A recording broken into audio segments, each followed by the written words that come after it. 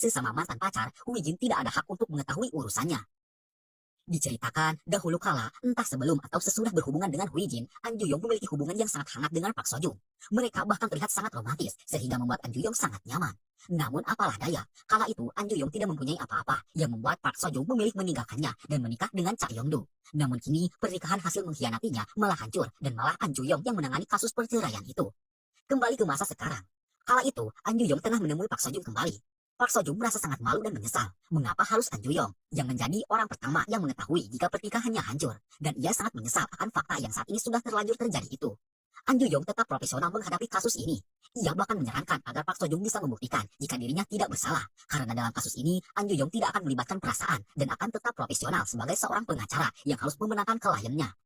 Dan saat sidang berikutnya dimulai, Park Seo Joong mengaku jika dirinya mengalami kekerasan dalam rumah tangga.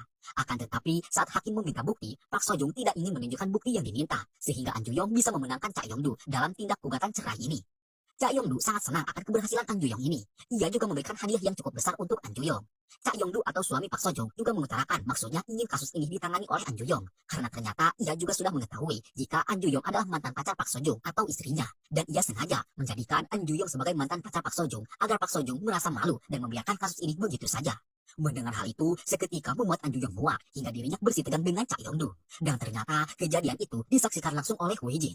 Sebagai sesama mantan pacar An Ju Yong, Hui Jin memberanikan diri menanyakan kabar dan kondisi An Ju Yong. Namun di waktu yang sama pula, Park Seo Joong mengirimkan pesan yang ingin agar mereka bertemu, bukan sebagai pengacara dan tergugat, melainkan sebagai mantan kekasih yang dahulu pernah saling mencintai. Dan di sini, An Ju Yong memilih mengabaikan Hui Jin dan memilih menemui Park Seo Joong. Wow, apa yang akan terjadi selanjutnya? An Ju Yong memilih untuk menemui Park Seo Joong dan ingin menyampaikan agar Park Seo Joong bisa bahagia dan menjaga dirinya dengan baik. Begitupun menyesal dengan apa yang telah ia lakukan terhadap An Ju Yong di masa lalu, dan ia menganggap jika perceraian ini adalah karma atas apa yang telah ia lakukan dahulu terhadapnya.